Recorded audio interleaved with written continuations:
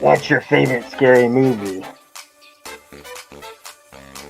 Be like, I'm dying. If some guy came up to me and said, "Hey, big guys," I'm like, "It's over and done. We're married now." Someone in movies where I'm like, kiss. But Oh God, what a sea of humanity. Oh God, what a sea of humanity. All right, let's shoot this fucker. fuck it, we'll do it live.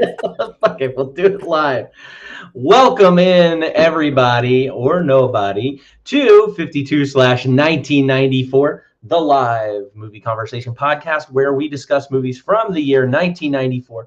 I am your host, Cody, otherwise known as Criswell. The amazing Criswell. I am joined by my co-host this week, Alyssa Lugosi. Thank you for joining me. It flowed off the tongue when I was coming up with it. Alyssa Lugosi. It's perfect. It is. It is perfect. Italians rise up. That's right. Is he a Hungarian? Is he Italian? If it ends in a vowel, it's Italian. It's an always. Apparition.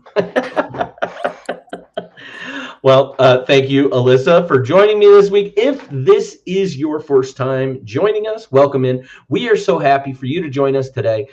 Just to give you a little bit of background on what we do here, we basically watch 52 movies from the year 1994. It's as easy as that. We talk about movies released that year, typically in monthly categories. Doesn't matter if they're good, doesn't matter if they're bad. A lot of them end up somewhere in the middle. And then I have my guest host on to talk about them with me and then see what they've been watching, if anything, or if they have any things that they want to talk about. Maybe it's music or a book they've been reading or any of those things. We just always want to put that out into the ether. So, Alyssa, had you ever seen this movie or heard about this movie? Never seen it, never heard about it.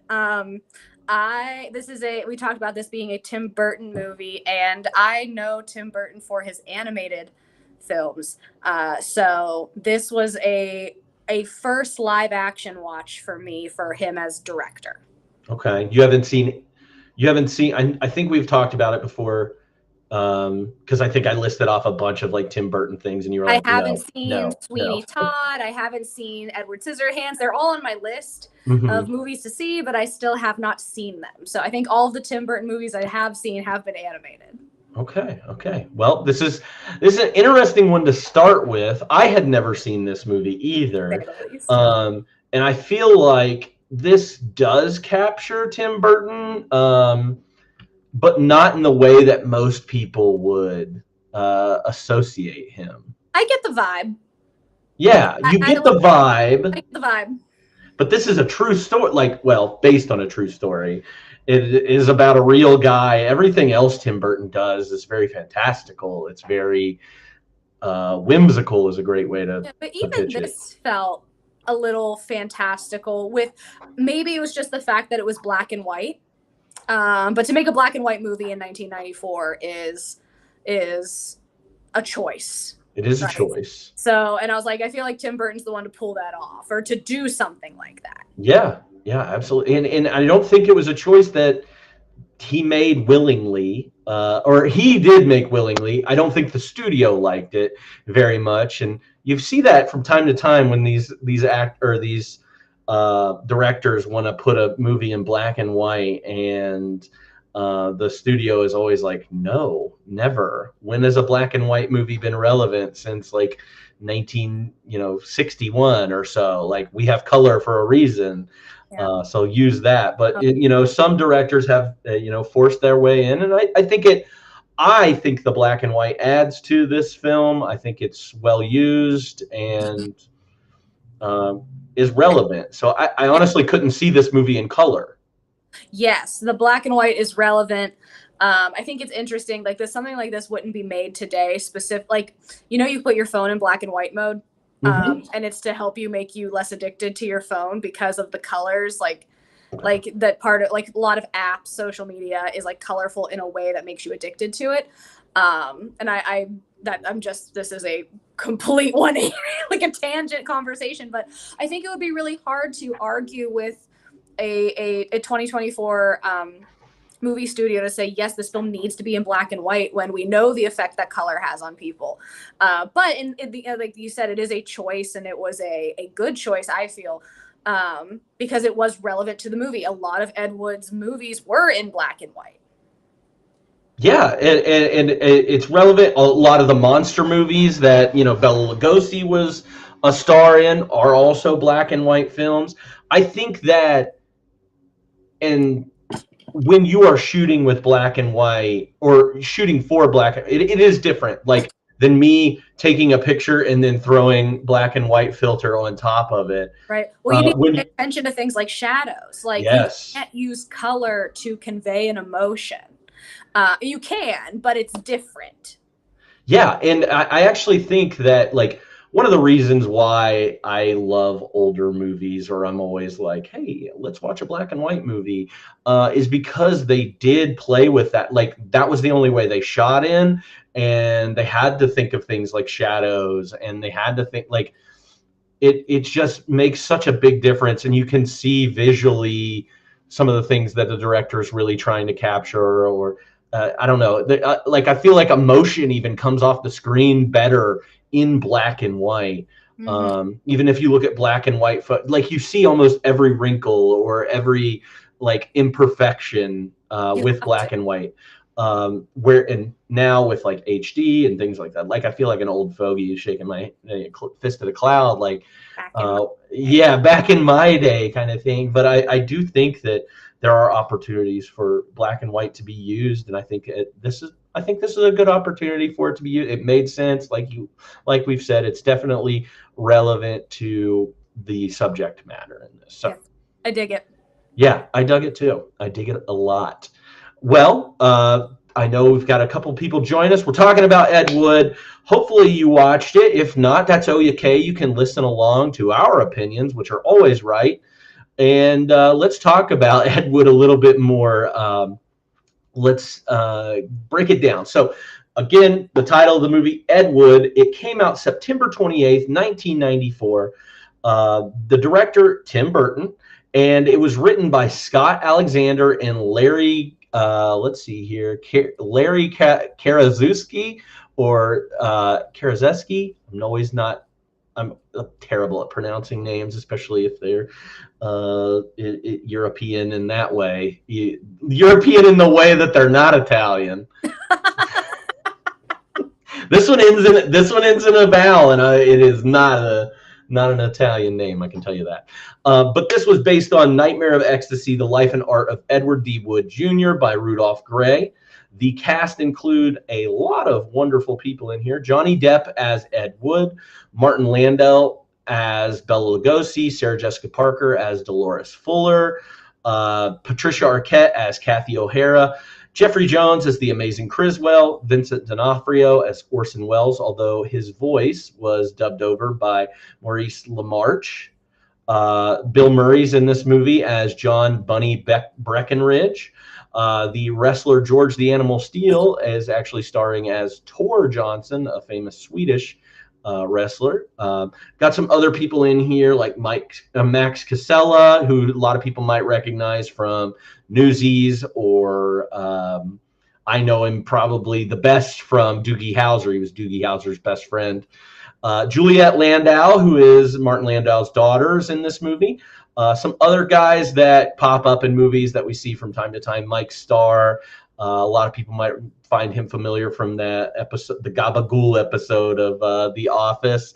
Ned Bellamy's in there. Exactly. So let's read the synopsis here from Google, first time reading it. Because of his eccentric habits and bafflingly strange films, director Ed Wood is a Hollywood outcast. Nevertheless, with the help of formerly famous Bela Lugosi and a devoted cast and crew of show business misfits who believe in Ed's off-kilter vision, the filmmaker is able to bring his oversized dreams to cinematic life. Despite a lack of critical or commercial success, Ed and his friends managed to create an oddly endearing series of extremely low-budget films. Not terrible. I think it works.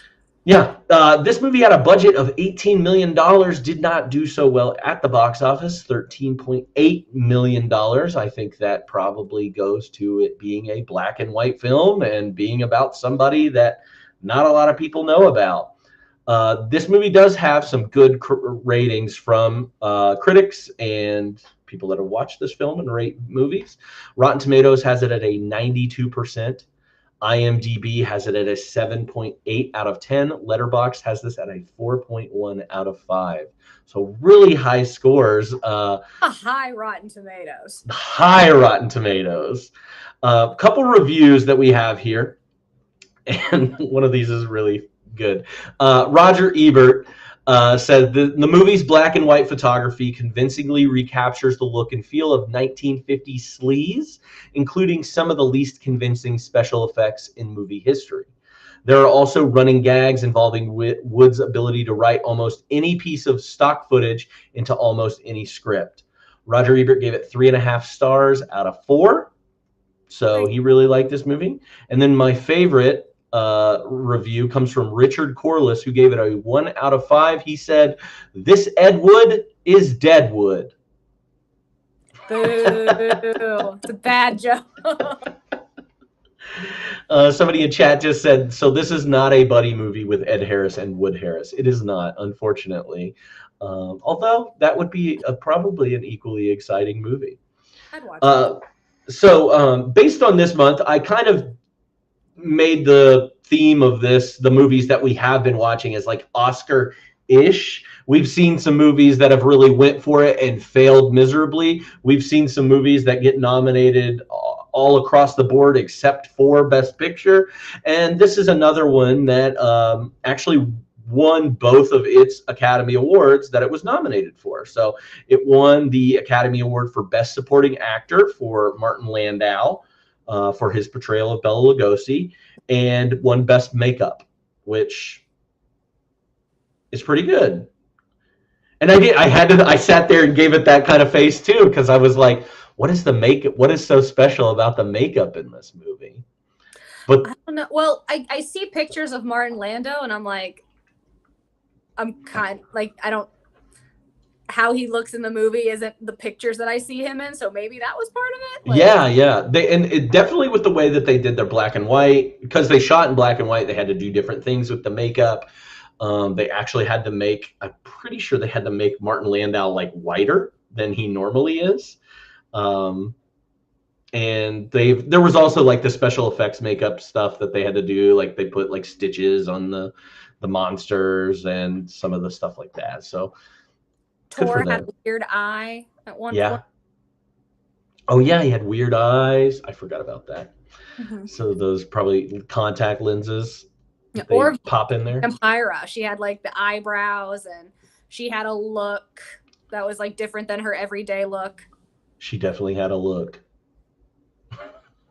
I need Spencer to be in here because I think he would have been into Vampira. He's into that look. He's into what? I'm sorry? He's into Berjombers. Yeah, he's into Berjombers is exactly what it was. So yeah, that was the legacy. And Ed Wood himself has a legacy that is talked about at the end of the film, how he really wasn't anything. Like nobody really cared about Ed Wood or who Ed Wood was until around the 70s when he was chosen as like the worst director of all time. So he leaves that kind of legacy. And it honestly, whenever I was, giving my review or writing up something, I say you don't get a Tim Burton without an Ed Wood. You don't get a John Waters without Ed Wood. Those are actually good directors. But because of like camp and just like outlandish ideas and the way that like the stories that those two men tell, they come from a guy like Ed Wood who put himself out there, didn't really care what anybody thought, and just wanted to tell stories with his weird friends. And so a little bit of a lasting legacy there. So this is peak camp. This is where camp comes from. Very much so. I mean, I you always have to help me determine what camp is because I don't ever want to misuse it. This is camp. And the like whether it's the humor element of it or the fashion element of it, yeah, this movie kind of embodies it all. And I don't know if this Ed Wood gives us Addams Family stuff or Munsters or like they all kind of run in there a little bit too. Yeah. I don't know which one's the chicken and which one's the egg, but yeah, it's the dramatic, it's the over the top, it's the silly, but also being sincere. mm-hmm. That's part of it. The macabre. I love saying that word, macabre. Macabre. All right, let's talk about this movie a little bit. Let's talk about some of the scenes that really stood out to you. I know that we were having some trouble kind of thinking of like what scenes in particular. Like the scenes that I think of are very short. Yes. And so there's not like some long-lasting scene that really or blew me away. Or a concept. Yeah. So hit me with what you got so far, and we'll cross over some of these things. Yeah. So the first one I have is just to set us up, and it's Ed meeting Bella.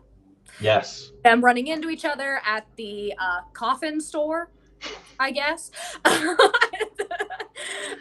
it's a little foreshadowing, a little humor where he's I say I'm planning on dying, and basically hands Ed the star of his upcoming films, and they build a like loving friendship between one another that is very cute and very sweet. It is sweet. It was a sweetness to it because Ed has a childlike wonder about him, and he meets his most favorite movie star ever, and they build this bond that is very sweet and nice. There is a scene much later in the movie where Bella is in the rehab center, mm-hmm. and Bella is getting photographed by all the press and everything like that, and Ed says don't subject yourself to that. Essentially, like those are vultures, they're just using you to get ahead. And one thing I can say, like I don't know if it was implied that was Ed using Bella but I never felt that way, and I don't know if that was the intention of like the writing in there, but like from the very beginning, like you said, he was an admirer of Bella, and I feel like he wanted to help Bella more than anything, and never abused his friendship, and also like didn't accept when people were like, oh, that junkie, like he's out of Hollywood. Like he was like, oh, he's not a junkie, and just kind of saw the best in Bella. Yes. When he financially supported him a little bit, he like basically prevented him from committing suicide at one point in the movie. I think he genuinely loved Bella. I think it came from an admiration standpoint at first. Like, this is a big actor. He's incredible. I admire him so much for his horror movies. But then as he gets to know him, I don't think it's like a father-son relationship, because I didn't really get that vibe, but it is truly a friendship. Like you said, even when he goes to rehab, he says, like they tell him, oh, he can't stay here because his insurance won't pay for it, or he doesn't have the money. And Ed Wood goes in and says, hey, Bella, good news. You're all better. It's time to go home. And he does that to spare his feelings and to be kind to him in a way. And yeah, there's never a moment where I feel Ed Wood is insincere, whether it be his relationship to Bella or at any time during the movie. He genuine. That just seems like this is who this person is. Yeah, I never. You're absolutely right. I never feel like Bella, or I don't ever feel like he does that with Bella. I don't feel like he does that with any of his friends, and I feel like his just the way that Johnny Depp is playing Ed Wood, and we can talk about that later.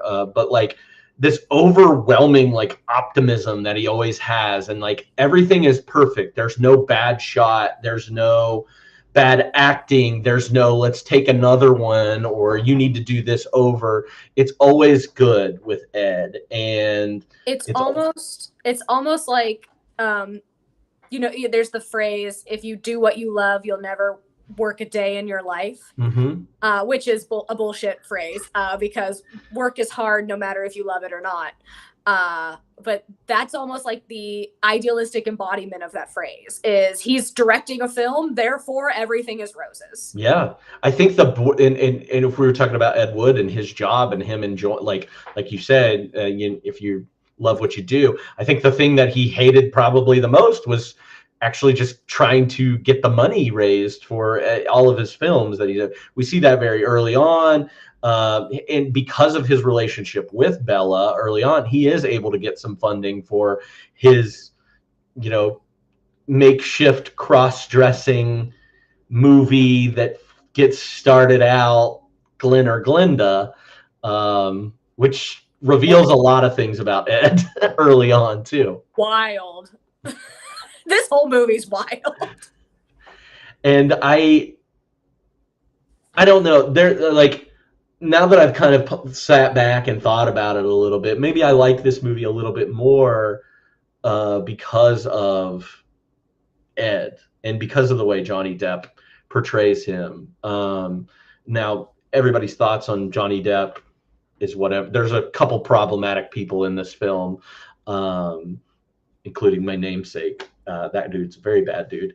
But like this movie, Edward Scissorhands, which I know you haven't seen, or even Pee-wee Herman, like when he did Pee-wee's Big Adventure, like very similar characters, like innocent, optimistic, playful, a lot. And Tim Burton, I mean, you could see it throughout kind of Tim Burton's career that he doesn't really do dark, like he does dark themes and dark settings, but his characters are often, like Jack Skellington is a lovable character. I know he didn't direct that, but he wrote that. Not a dark character at all, a very happy character, somebody that's wanting to change things and become happy and make others around him happy.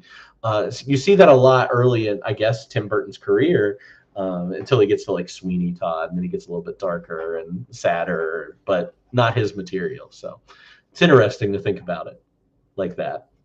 Yeah, absolutely. And that it kind of goes into the next scene I have, where you mentioned the cross-dressing. Mm-hmm. And that's the next scene I have, is Ed getting to write his first script and admitting to his girlfriend Dolores that he likes to wear women's clothing. How I feel about Johnny Depp portraying this character is a conversation I'm sure we'll have a little bit later. And how he, like, his voice and his acting in this scene in particular. But it is still optimistic, and Dolores doesn't leave him initially. Mm-hmm. Like she's a little like off put and like shocked and surprised. I mean, if I same as her, like she's pissed that her sweater got stretched out, and I'm like, I get it. I'm like, shit's expensive. But there's an optimism about it, and this initial, like, I'm shocked but I still love you, and there's an acceptance to that, and it's like, this dude's just eccentric and this is what he does and who he is, and like, I still love him and I'm gonna stand by him in that. Yeah, and he gets questioned along the way, anytime that he reveals, and he is very forthcoming with it. Like, once the seal breaks and he reveals it to Dolores, I think he might have revealed it to the movie maker, or the person that's making the movie, before he reveals it to Dolores. Mm-hmm. But everybody always asks him the same question, like, are you gay? Are you, you like dudes or any of that? Like, and he's like, no, I don't. Like, and it's interesting that he would, like, that is part of this, I guess. It's like a subplot. Yeah. It really isn't the main plot, which I actually appreciate, because I feel like in a lot of,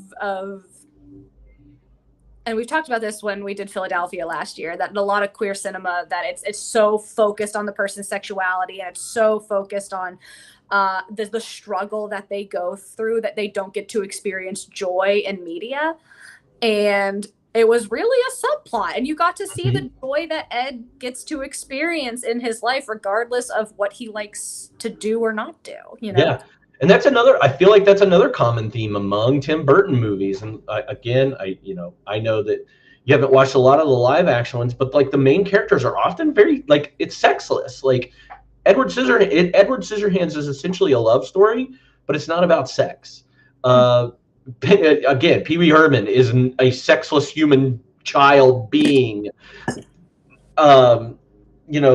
Even in Big Fish, things like that, like it's a sex, like he's not interested in that part of it at all. And I do kind of admire that about Tim Burton in the directions that he goes. Not that I'm like against that, but like you can tell these stories, these complicated stories about sexuality without sex. Like it's a weird balancing act that I think he's been able to do in a movie like this. And I think this is a great example of that. So.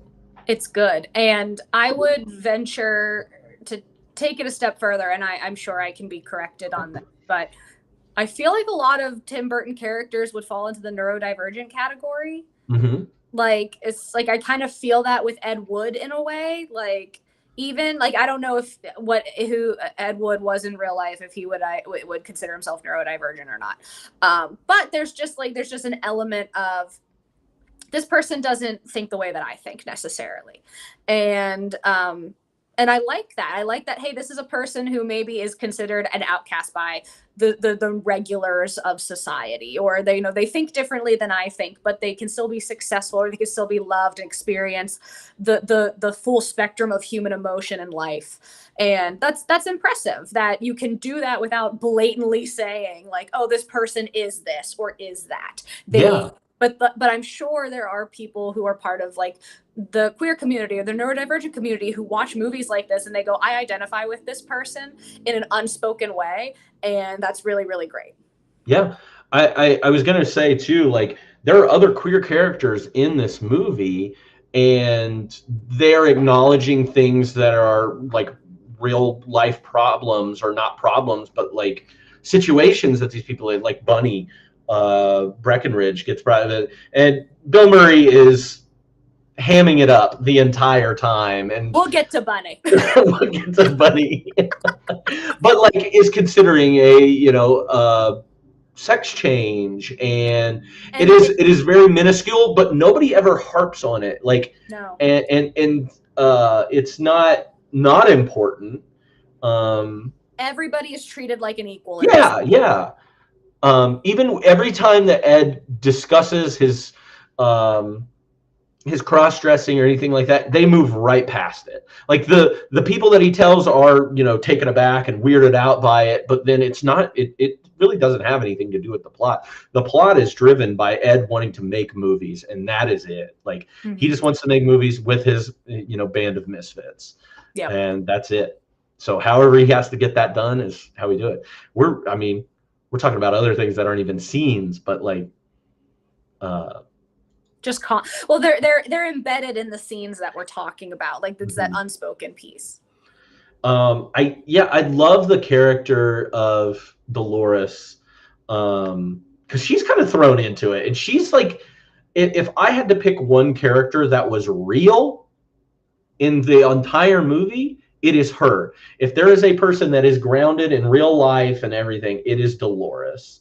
And she reacts, I think, appropriately. Not like she's not ever, like you said, she's very accepting. It takes her, a minute to be like, oh God, this is why my sweaters are stretched. This explains so much. But she is the one that is grounded in reality in this. And I really do admire her especially when she finds out and everything. She opens the door. It's almost like Tim Burton is wanting to act like that is the Wizard of Oz. When Dorothy opens that door to a colorful world, that's supposed to be, I think, the the comparison to it, and it's a very different reaction, I think, than the Wizard of Oz. and I know this is a long shot. Have you ever seen Phineas and Ferb, the television show? No, I know what it is, obviously. Okay, so there's Phineas and Ferb are brothers, and they have a sister, Candace, and Phineas and Ferb do such fantastical things. Like they build a water park in their backyard. Like they do very silly cartoon things. And Candace is the straight man the entire time. And she's like, this is insane. I'm telling mom. And that's her whole shtick. Every single episode is I'm tattling on you to mom. And every time they like clean it up before mom gets home. And it's very fun. It's funny every episode. But that's she's like, am I the only one seeing this? Am I the crazy one? This is insane. What you are doing is insane. And then Phineas and Ferb are just like, we're just having fun. And she's like, this is stupid. And at the end of the episode, she's just standing there looking around like, what the fuck is happening? And that's how I felt about Dolores. Yeah. It's the straight man. She in more terms than she's also the straightest character in this movie. Probably. One of the other parts, before I know we were talking about Glenn and Glenda, going back to Bella and meeting them, I do want to point out the scene with him at Halloween. I really love that scene with him. You know, it's just like it comes almost right after he beats Bella, and this scene kind of establishes that they have more of a friendship. But they're sitting there, they're watching probably one of Bella's old movies, and he does the he's like, how do you do that, Bella? He's like, you have to be double jointed and Hungarian. I love that. And I also love the scene where he goes out to frighten the children. Now, there is a heroin taking scene in the middle of all this. Like, he shoots up in the middle of this and kind of gets back to being Bella, but then he scares those children that are trick-or-treating, except for the one, because those teeth aren't real. And then freaking Ed Wood just pulls out his teeth. And there's that optimism. He's like, I lost my teeth in the war. Yeah. You remember World War II, that really scary thing? I was in that. Casually. Just casual, yeah. I've wanted to mention that before we moved on. What else you got? I kind of fast forward a bit and I go to the nighttime filming with Bella. So if you have something before that we can talk about? No. We've kind of hit 100% on everything that we have. I kind of put Glenn or Glenda, Bride of the Monster, and then I have like little 3 like things between that, like the octopus shooting or the nighttime shooting scene is what you're talking about. Yeah, because it's, you know, up to this point, like you mentioned, that like Bella has to take heroin to like wake himself up when he's hanging out on Halloween with Ed. And I think at that point I don't think I recognized what was happening. I knew he had to take medicine because he's an old, but I was thinking more of it towards the old man needing his medicine so he doesn't die kind of thing, not necessarily a substance that he's addicted to. But I'm also slow. So this is the scene that it really genuinely made me sad. That, you know, like he's like labored breathing, saying he needs to take a nap. He's sitting in the car, and Ed, being like the absolute sweetheart, being like, just take a nap. Like we got all the time in the world. No big deal. Take a nap. And then, you know, Bella, you know, injects himself, and then you see his arm with all the prick marks, and immediately comes back and he's like, let's shoot this fucking thing. And like straight up and says that, the direct quote. And it's like, and Ed's like, oh, you're back. Okay. Like, it's almost, on the one hand, I'm like, is Ed turning a blind eye? But on the other hand, I'm like, I think Ed just genuinely like knows his friend has a problem, but does like, you know, wants to help him and wants to be supportive of him in a way that is not judgmental. Right. But it was, and of course the iconic him rolling around with this dead octopus is wild. But yeah, that was like the most serious scene that in the entire movie to me. Yeah. I think we get like, I can see that, like, we're talking about the relationship, and I can see, like, as a friend of somebody being like, hey, like, you know, like you said, turning a blind eye to it up until a point. And I think that point happens when you have the attempted suicide, when he calls Ed. I think this is like the second time that he calls Ed in the movie, and he's like, come over, I need to tell you something, or I need to show you something. And then when he answers the door, he's all like paranoid. He brings him in real quick, and he's like, I'm gonna kill myself. And he's got the gun, and he's like, we should do it together. And I think at that point, that is when Ed's like, okay, this has now become my problem. Yes, and I think and there's a point, and like as someone, you know, to I think that folks who understand or know that they have people in their lives who are addicted to substances, they just want their person to stay alive, right? Yeah. And whether it means that they have something in their system or not, like there's just a point or a level where they go, I don't know what I can do or what I can't do, what I can fix or can't fix, but all I know is that I want this person to be alive. And if I can prevent the opposite from happening, I'm gonna do that. And I think that's the space that Ed is in, and he even takes him to rehab right afterwards. And the fact that Bella is so willing to go to rehab too. Yeah. There's an understanding that like this isn't great. Yeah. And this all comes after, I think, after the premiere, which I just wanted to mention of this. They all get in a car and they head to the premiere for this movie, and it's a shit show. I don't even know what's going on, but it's very well explained because the movie hasn't even started yet. Right. And they walk in and people are just yelling and grabbing and throwing things. And I think this is the one where Vampira's boobs get grabbed, and which leads to some funny lines later. And Bella in the car says something like about that being you won't forget that premiere. Now that was a premiere or something like that. But very funny. Mm-hmm. Section of it, very small too. It's like less than 2 minutes long, but really stands out. Again, these people just all together in a car, going to this premiere and then making a getaway from this premiere that is essentially a riot. Yeah. And nobody's even seen this terrible movie yet. So yeah, just want to point that out. Yeah. What's next on your list? I push all the way to the final movie premiere after. Okay. Yeah. I've got a couple, I had a couple in here before the premiere where obviously we lose Bella at some point, which is very sad, and not obviously like the few characters do attend his funeral. Very sad.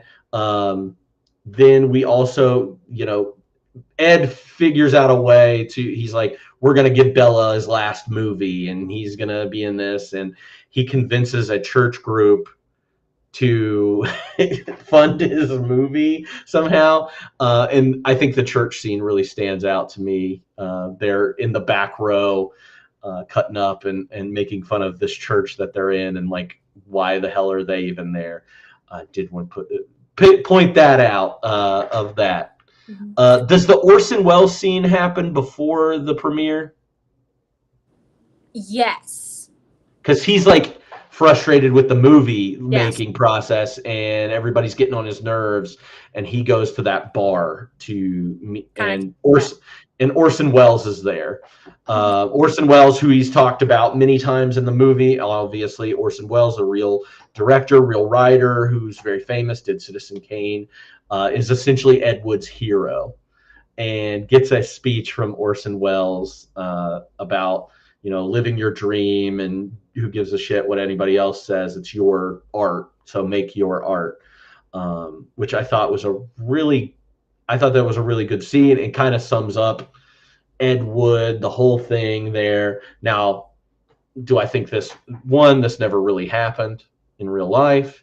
And I think that in the movie, it doesn't even imply that this is a real scene. It seems like a figment of... It feels like a fantasy. Yeah, a fantasy, a figment of his imagination that he's made up to kind of keep him moving forward and finish this movie for him. So I really think that scene's awesome. But the premiere, go for it. Oh, it's just this moment where and I believe you told me that the movie that he produced as Bela Lugosi's final film, and he even says in the premiere, this is what I'm going to be remembered for. This movie that is premiering was dubbed the worst movie of all time. And he just has so much pride, and he's so excited, and he's got his new girl Kathy on his arm, and I get a lot of hope and optimism.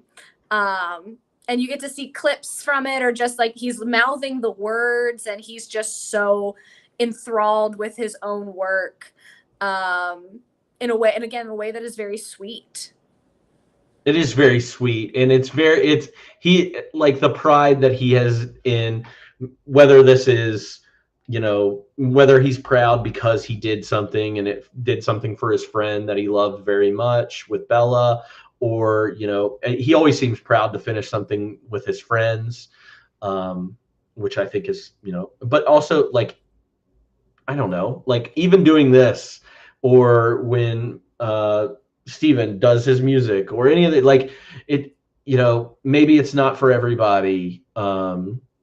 In this movie, maybe this movie is not for everybody, but like you did it and you're proud of it, and it's like your baby, and to see it out in the world is like such a awesome thing. And that, like, I could feel Ed's pride coming through as he's watching this movie. It's really good. Yeah. It's a very heartwarming moment. Yeah.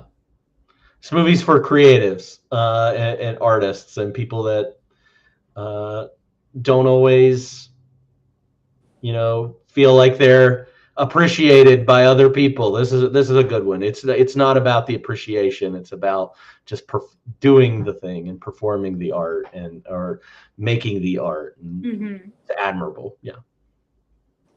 Anything else you want to talk about? Any other scenes that really stuck out to you? No, I think that's all I've got. Cool. All right, let's break down a little bit more. Who do you think is, you can do multiples here, favorite character, or was there a scene stealer that really stuck out to you? So I separated these. My scene stealer has to be Bunny. Bunny is obnoxious, and it's and again, random, like the smallest role Bill Murray has ever been in, but plays it up, is falls into every stereotype that he possibly can, and I ate it up. So I think Bunny's my scene stealer, but I think my favorite character is actually Dolores, for what we talked about earlier, is that she is the straight man. She is like, what the fuck is happening here? I also appreciated seeing Sarah Jessica Parker in a role that is not Sex and the City. I don't think I've seen her in a lot of things, if I like really sat and thought about it. So that was kind of fun to see her, you know, be silly and be an actress and be like the supporting girlfriend. Also her making a joke about a horse face. It was like very meta, and I loved it. I was like, fuck yeah, let's go. Yeah, I looked to see if they had ad-libbed those lines. I couldn't find anything about it, but I'm still for sure they had to have ad-libbed those lines. Just like pick out what some critic has said about you and put it in there. Has to be. I'm glad that you picked Dolores. She was on my short list. Bunny was definitely my scene stealer.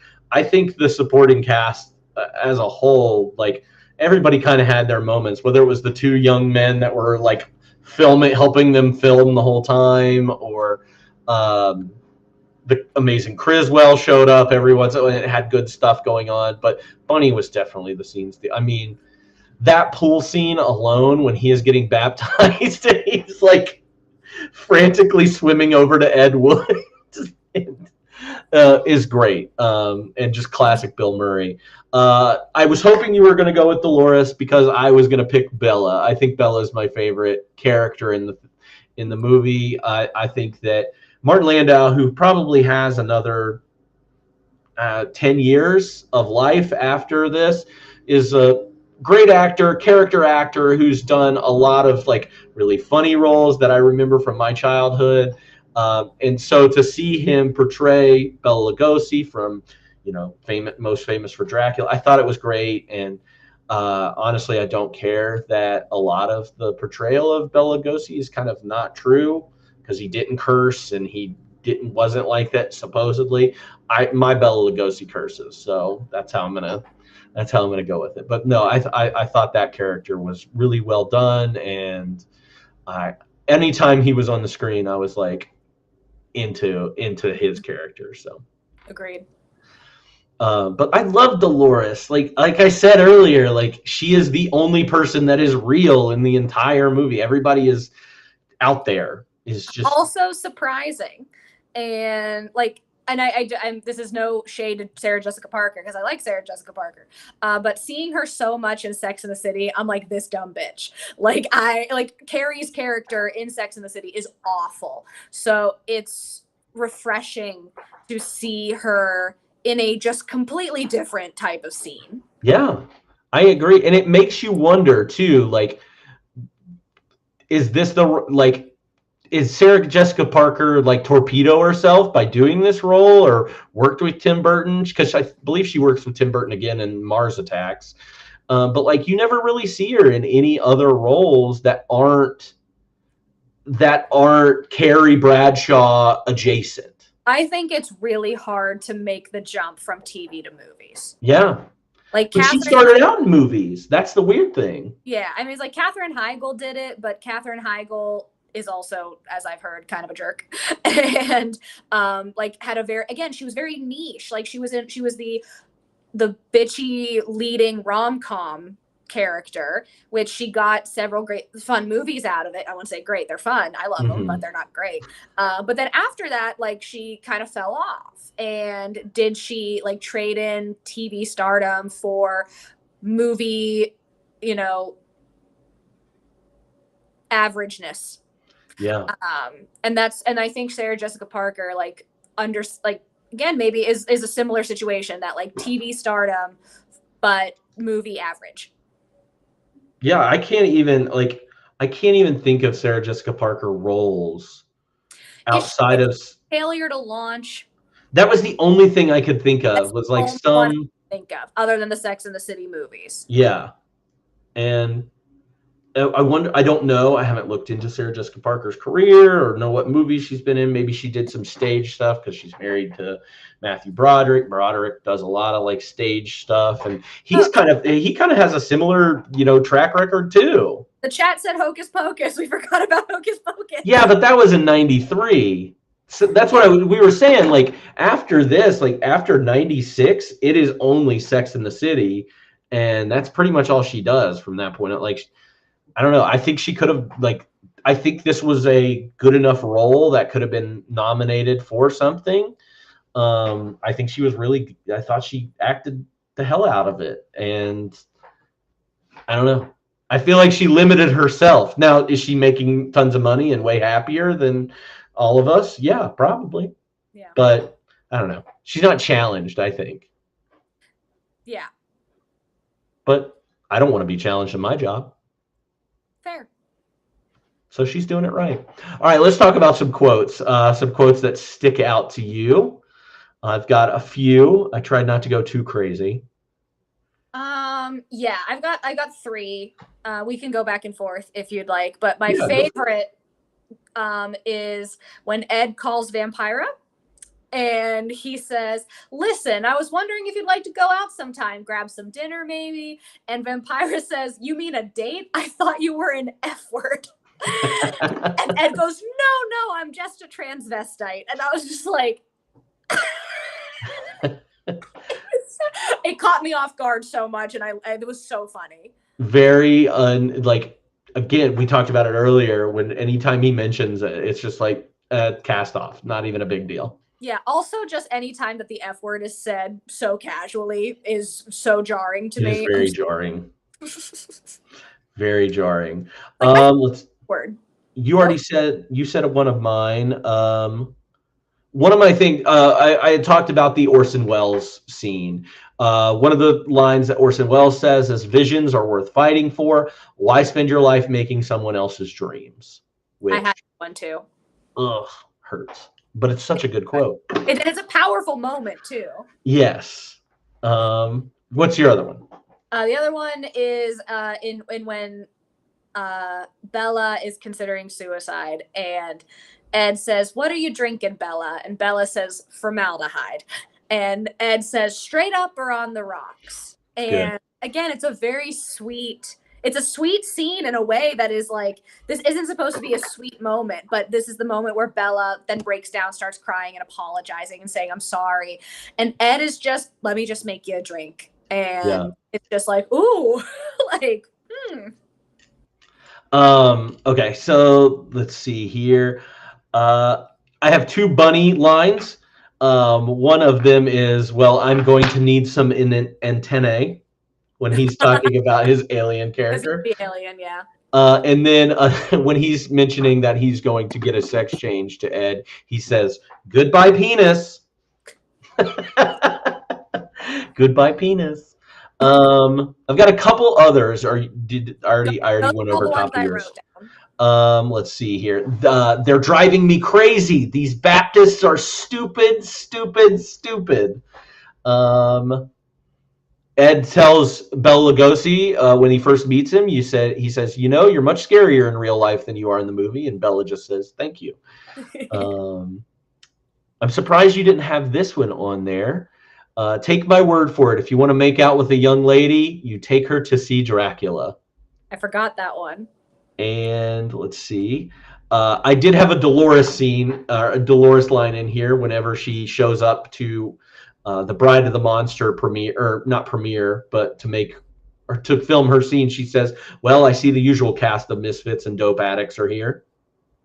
Tough, yeah. There was one more that I don't have the direct quote, but you mentioned Bunny earlier. In the baptism scene where Bunny and Ed are in the pool just like floating, and Bunny says, "How did you get all of your friends to get baptized for some horror movie?" And Ed just comes back with, "It's not a horror movie, it's a sci-fi movie." Yeah, it's a sci-fi thriller. Just like,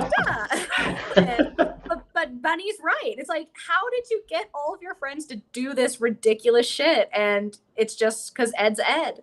Yeah, he's just Ed and super optimistic, and there's always a way, and he's always giving his friends shots at things. So Ed's Ed. Mm-hmm. Bella, I did want to include this one. It's not a great quote, but it is his monologue from the movie where he says, "Home, I have no home. Hunted, despised, living like an animal. The jungle is my home. But I will show the world that I can be its master. I shall perfect my own race of people, a race of atomic supermen that will conquer the world." And he says that line twice. He says it while they're filming it, and then he says it out in front of just a group of people, and everybody's like, "Oh, Bela Lugosi, can I get your autograph?" And people are so amazed by Bella, and so He's the pull the string. Yeah, pull the string. You gotta say it with more conviction. I don't have that kind of conviction. Despise. And I think he says that line right before he passes away. Yeah. And that's the next scene. So, all right. Biggest laugh, cry, scare, or thrill. Obviously, we don't have to do any. If you do have some. I do. I have a laugh and a cry. So the laugh is the recurring bit where somebody says to Ed, "Are you sure you don't want to do a second take?"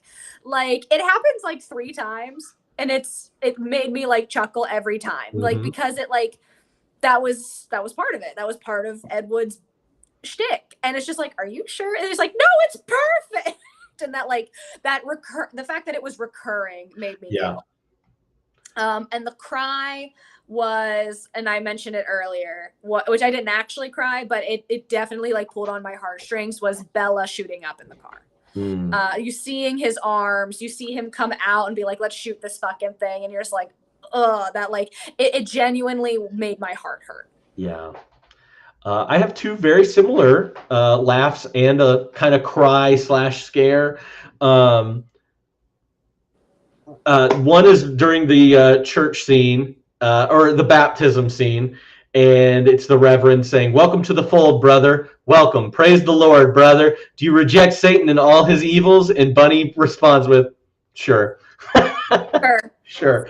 That I lost it. That whole scene, the whole church thing is the funniest part of this movie. I agree. And then the one scene that I really wanted to pick out, again, it is a 30-second clip. It is where Bella is screaming in rehab as he's, going through withdrawals and everything. But the way that it is shot, it is like a horror movie, like it is a Dracula or a Frankenstein picture, because you just see it through Bella screaming through the window of a door, and he's like tied down, and that got me. That was, and I love the way that he did it and shot it like that. So it is shot like a horror film, but it's like a real life horror. So yeah, really like that. Most what the fuck moment or ridiculous moment. I hope you have the same one as I do. You might not, but Bunny talking about going to Mexico and bringing back a whole ass mariachi band. I did not have that down. I couldn't think of anything, but now that trumps it all. Because he earlier in the movie he says, "I'm going to Mexico to have a sex change," and we're like, okay. And they're even calling him out on his bullshit. They're like, okay, Bunny. And he's like, I'm going to go with my basically life partner or boyfriend or someone. And then they cut and they're like, oh, Bunny, how was Mexico? And he was like, it was a drag, very stereotypical, and then he's like, my partner died.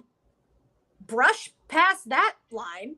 And then he's like, but these men have made it feel so much better. And there's just a mariachi band. And they're just like, just a throwaway joke too. And yeah, he's like, he brought a mariachi band essentially back as a souvenir from his trip to Mexico to comfort him in his time of need. And I was like, how, what? And we never hear from them again. That never comes back. I'm like, what? I was like, I love that. Mariachis do be slapping though, according to chat. I didn't really have anything because the movie itself is just one ridiculous moment. And every movie that he makes is ridiculous. I do think it's funny that the police in the last movie have to get the zombie out of the grave. They have to pull him out. So I thought that was pretty funny. Mm-hmm. Best music moment, score recognition. I just said the end credits because the score did not stand out to me. It really didn't to me either. And the reason, maybe this is the reason, but this is the first Tim Burton film to not feature a Danny Elfman score at this point. So no Danny Elfman here. Danny Elfman, he does work with Danny Elfman again, but they kind of have a feud, and he doesn't work with him. Instead, he's got Howard Shore. The only thing I found during the score, I wonder if you heard it, but Swan Lake was playing in certain scenes. I did not notice that at all. I read up and they mixed in Swan Lake into some of the stuff. I remember it when Bella is going to commit suicide, and I can just hear Swan Lake in the middle of that score. It was very strange, and I don't understand why, but yeah, you're right. The score did not stand out. Howard Shore's score did not stand out to me at all. No, I think if I had and in a way that's a good thing. Yeah. Because if you and I were just sitting here talking about the score, that means the movie wasn't that great sometimes. Not always. Sometimes the score just shines. But I think about back to the Bella scene where he's doing his monologue while they're recording. There's clearly music happening in the background that matches his energy of being pull the string. But it's not noticeable because you're watching Bella. Yeah. So maybe that's. You're right.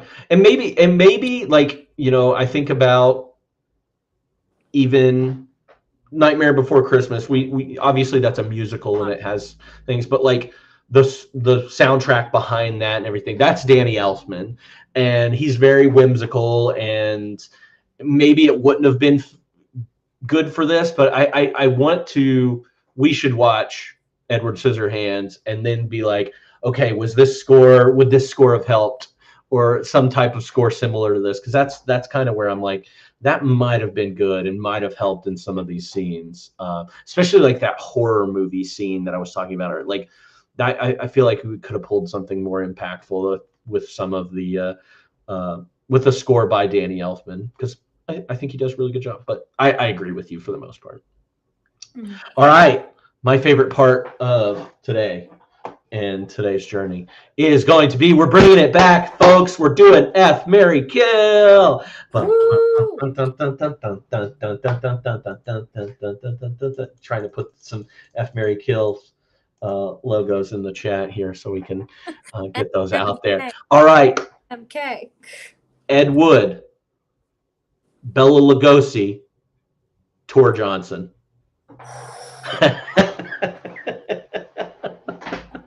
I gotta kill Tor. Is it because he's hairy? Whew, that man is hairy. Hairy. I feel He like must he be would Italian. accidentally crush me. Like in a full of Mice and Men situation. Like that's I think I have to kill Tor. I'm marrying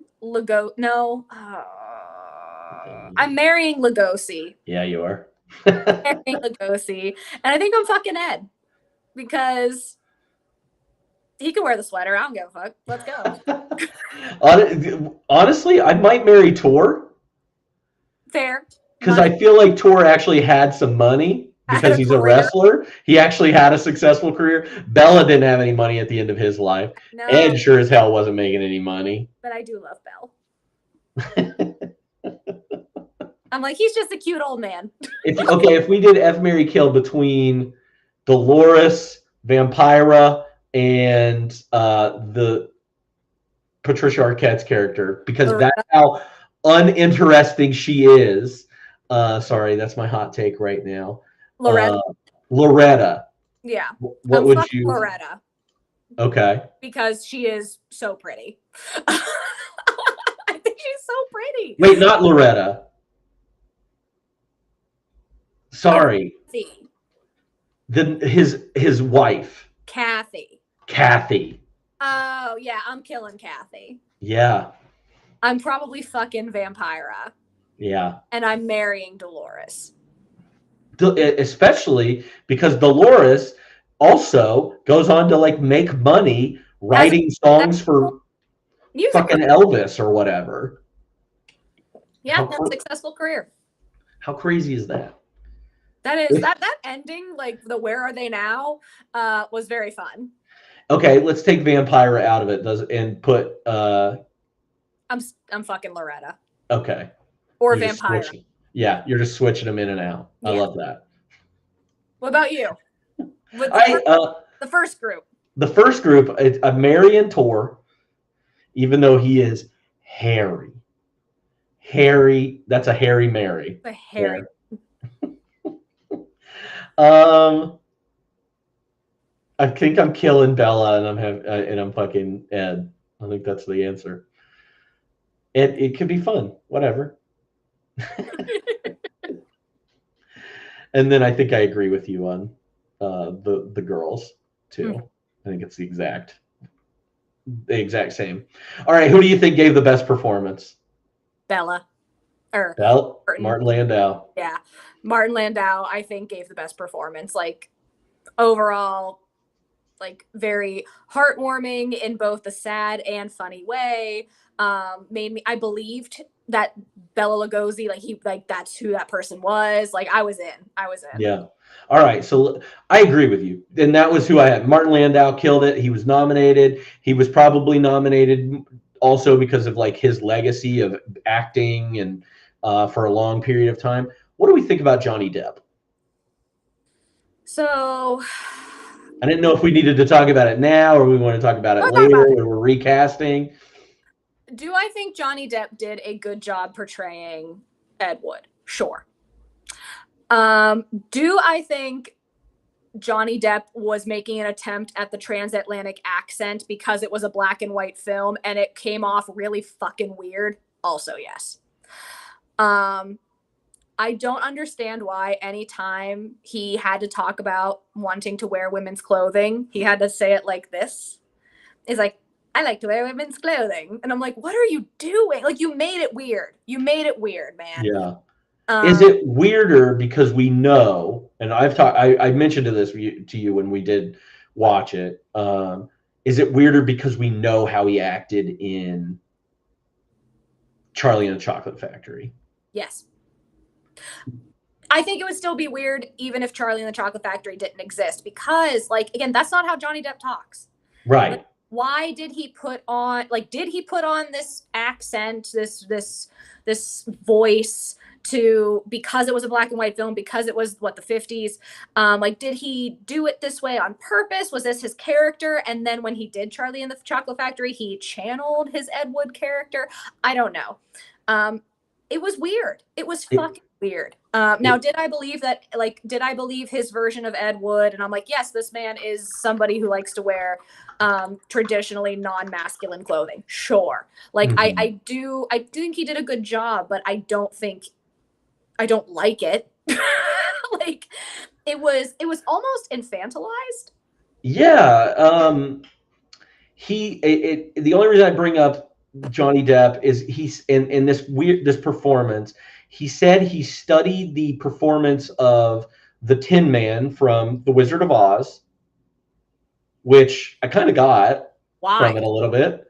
Because I think of, like, the optimism and kind of the way that Jack Haley portrays the Tin Man is, like, I don't know, like, very sweet natured. I don't know. But he also said he watched a lot of Mickey Rooney.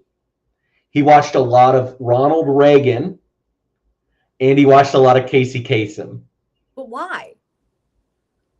And that's how he came up with this acting. He borrowed. It says he borrowed some of Kasem's cadence, and then that utterly confident, breezy salesman quality in Casey Kasem's voice too. So the combination of all those give you this Ed Wood character, which is so strange to me. It's strange. Like, is there interviews of Ed Wood? Like, could he just have studied Ed Wood? I mean, there's an entire movie where he's Glenn or Glinda. Yeah, like, what? Yeah, I don't know. It's strange, and, like, I get the Tin Man, because, like, I didn't know that before saying that, but, like, that tight mouth whenever he's telling somebody about his secret, he's got that tight mouth, and I'm like, why? What are you doing? Like, it didn't make sense. It was strange. It was odd. It was a choice. It was a choice. I would like to see somebody else portray Ed Wood. I agree. And be curious to see how they would handle it. Which leads me to the next thing, where we talk about recasting this movie for either 1994 or 2024 or both. I never have 94, so go for it. It's okay. So I was thinking about this, and I was thinking of, like, Ed Wood, who has that pencil thin mustache and, like, is very Wesley-esque from Princess Bride. I didn't choose him. But I thought of guys at that time, 1994, who could have done that. Like, younger Rob Lowe in 94, perhaps, probably around the same age as Johnny Depp. George Clooney at that time, maybe. Matthew Broderick was the other one, too, that I thought of. I thought Matthew Broderick would have been the best one out of that. Maybe Rob Lowe. George Clooney, I just kind of threw out there. And then I also wanted to talk about how Patricia Arquette should not have been in this movie. Not because she's not talented, because Patricia Arquette is extremely talented, Oscar-winning actress. She's amazing. Her character was boring and unnecessary in this movie. Of Kathy. Yeah. She didn't do anything for me. I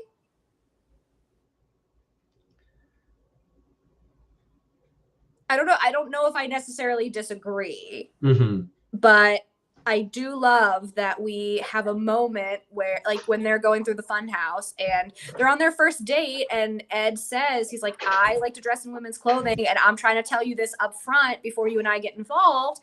And she goes, okay.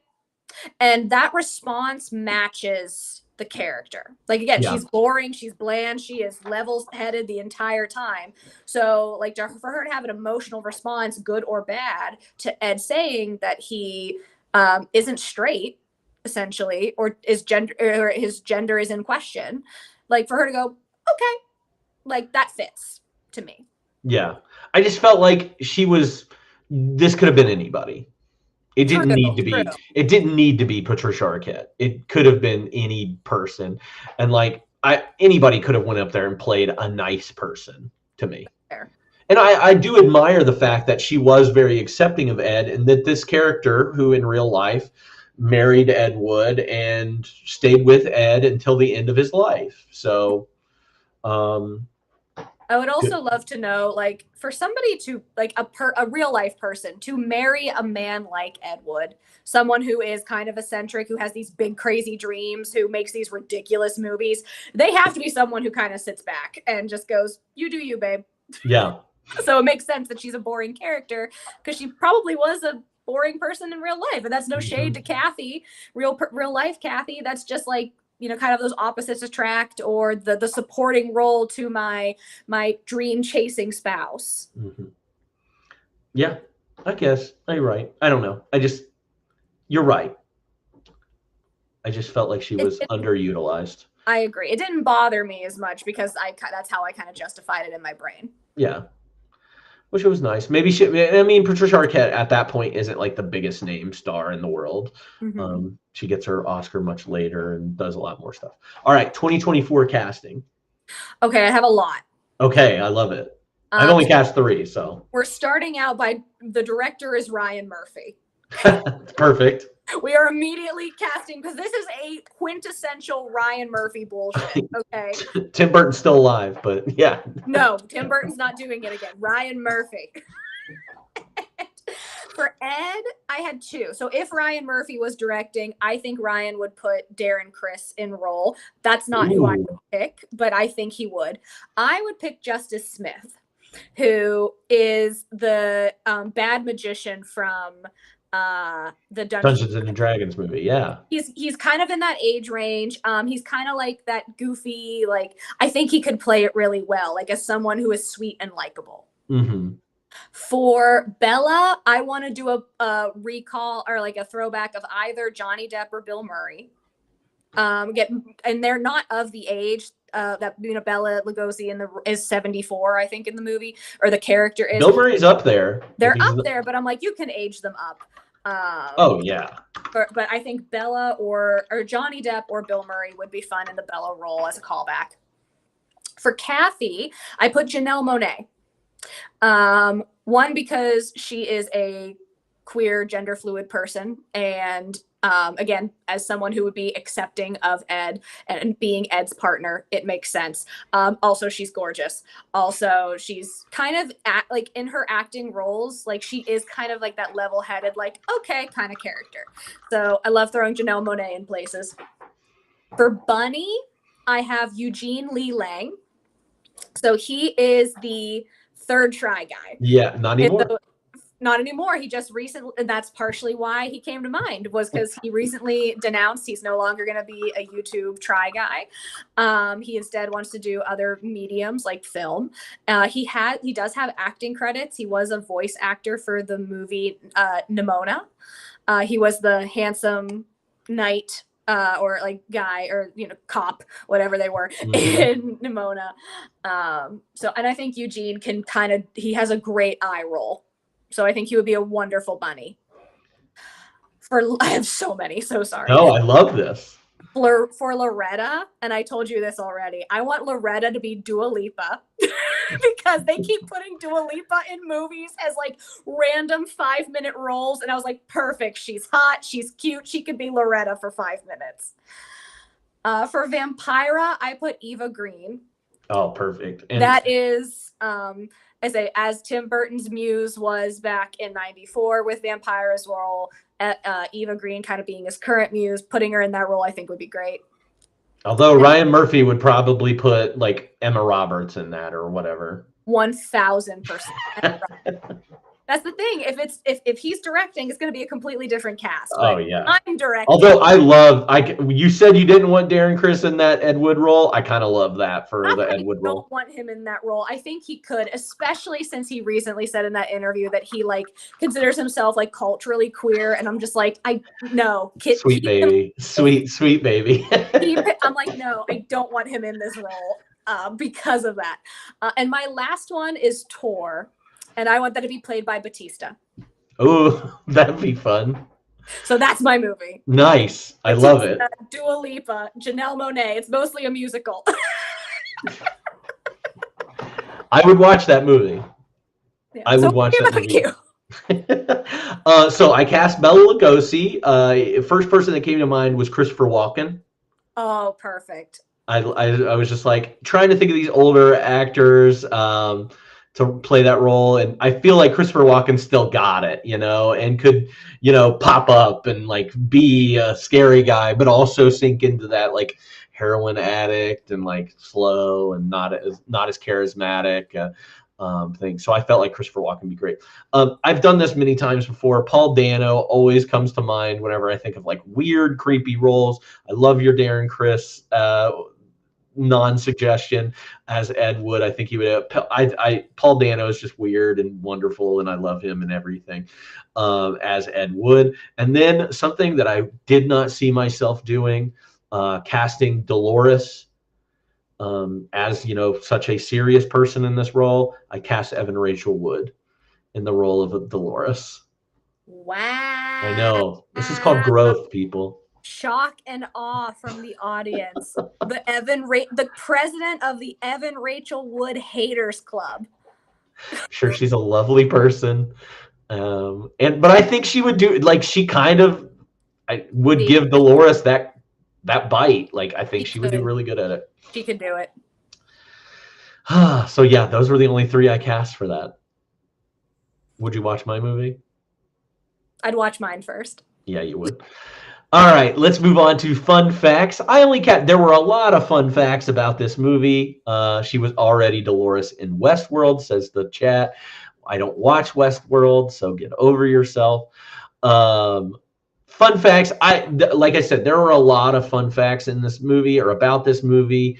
I didn't write nearly enough of them down because we would be here forever. Mm-hmm. Do you have any fun facts that you learned about?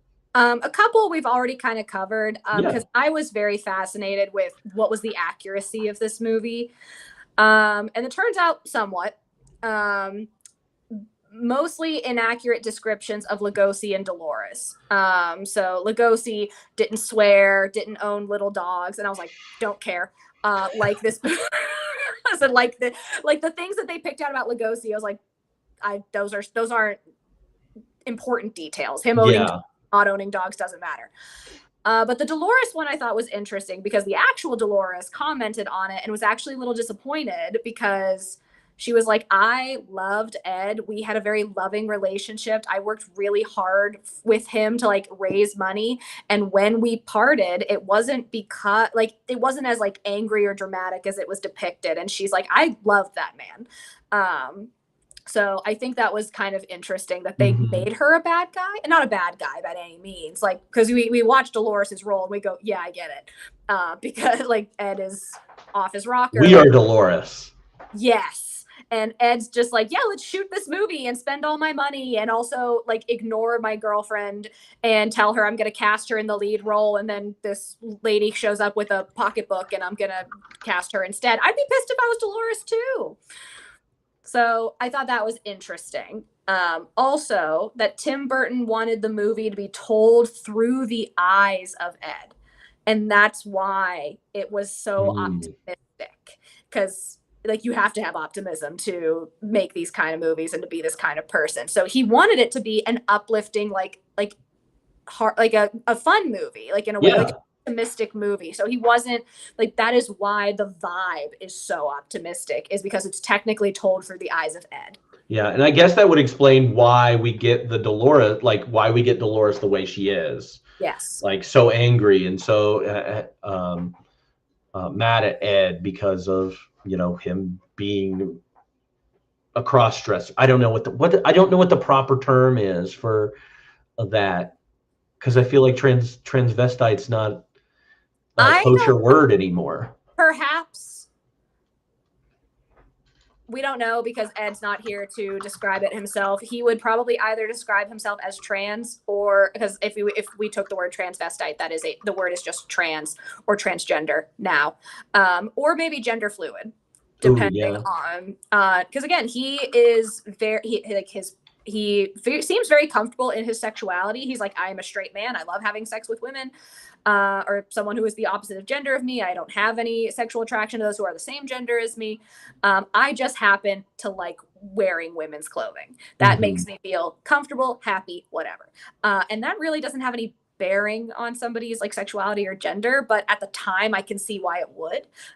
If he had the opportunity and the means to kind of explore that, perhaps maybe he'd give us a different answer. But I think gender fluid or just trans as a blanket term, or queer is also a blanket term. But again, his sexuality was declared to be pretty staunch. So I don't know. We don't know. I don't know. But yeah, I do know that term is outdated and not liked by a lot of people. Yes. Even if but I'm not getting into it because I don't want to say something and misspeak on something that I clearly don't have that kind of knowledge about. What else? Anything else that you... Just one more, which you might have as well, is that this film cost more to produce than all of Ed Wood's films put together, which I thought was hilarious. I wondered if they accounted for inflation in that number, but I don't care. I think it's very funny. There's no way that any of his movies, even grossing with inflation, have come close to the amount of money they spent on this movie. Yes. So, okay. Yeah, I have a couple others. One that I wanted to point out is because Tim Burton said he was drawn to this story because of the similarities between Ed Wood's relationship with Bela Lugosi and Tim Burton's own relationship with Vincent Price. Vincent Price is a very famous voice, the voice in the Thriller song that you hear, the talking voice there. He was in a ton of old Corman horror movies in the 60s and stuff, very villainous and stuff. He was also a character in Edward Scissorhands, and Tim Burton and him had a very close relationship. So he was drawn to this project because of that. So I thought that was kind of cool. And then the other one that I wrote down before I have a question to kind of give to you, because I could not find anything confirming it. We kind of already talked about it between you and I. But anyway, in 1956, Orson Welles was very fat and had a chubby face with gray hair, but the film depicts him slimmer and youthful. The 1941 version of Orson Welles. And so that also leads to the idea that scene was a daydream and not a real thing, because it wasn't even in 1956. This was not what Orson Welles looked like at all. So I thought that was kind of cool. I like that. Yeah. The other thing I wanted to point out is that you noticed a couple times during the movie that somebody's hair was off. I think Dolores was the one that you said her hair changed from in here to out there. And I think there was another scene where Ed's hair was different from one scene to another scene. And I wonder, and I know you probably don't have the answer, and I don't have the answer because I couldn't find anything, do you think they cared? No. Or do you think they did it? Do you think they did it on purpose? And do you think they cared? See, I to say that they didn't do it on purpose would be so careless, right? So hairless, no, so careless, because so many, I mean, like, there are goof ups in movies, right? There are bloopers, or there are like incontinuities between scenes, but they were so, I mean, like, I'm not somebody who notices shit like that. And for us to notice it on multiple occasions, that to me, it was either it's either one of two things. It was done on purpose as almost like a callback to an Ed Wood movie on An how homage, yeah, an homage to it, or it was something on purpose that was like representative of something that I can't pick up on. Yeah. Like I can't think of a world where it was done on accident and it made it to film. Does that make sense? Yeah, it did make me want to go back though and like go through and kind of pay closer attention to see if I could find any more goof ups. There is, of course, an entire page on IMDb that lists out like goofs and stuff like that. So if anybody wants to check those out, they can. But if we were to like really dive deep and really get like heady with it, the scene that sticks out to me that because you said like Orson Welles being depicted as the younger, slimmer version of Orson Welles, not the current day version in that film. The moment that I noticed that Dolores's hair went from like this length to this length was when she was leaving. When she is in the room screaming like, you all are idiots, these movies are garbage. She runs out into the street. Ed chases her. They're in the street, a new setting. She turns around, her hair's shorter. I'm like, it is drastic. And I'm like, is this another example of Ed's fantasy, or what's happening in Ed's mind? Is that how he remembers or pictures Dolores with shorter hair? Did it really actually end up that way, or is that how he remembers it and this is told through his eyes and that's why the hair is different? Yeah. I don't want to give the artist too much credit for something that we pick up, but I mean, we're allowed to interpret it that way. We're the watchers. We can interpret however we want. Exactly. So they did it on purpose. Sure. That's what I'm saying. All right. Like a fine wine and dish, if you could pair this movie with another movie for a double feature, what would you choose? I don't limit it to movies. If you could choose a song or a book to go with this movie as well, you could also mention those. So I could not, I was genuinely thinking hard about movies and books and music, and I could only come up with movies. So I have three. Yeah. And the first one is actually the movie from last week, Bullets Over Broadway. Because, that's the main character is a writer, director who has to make compromises in his art. And like Ed even says, like when he's making the Baptist film, basically he's like, no more compromises. And that to me, it like immediately took me back to last week's movie. So Bullets Over Broadway was the first one. The second one is The Attack of the 50-Foot Woman.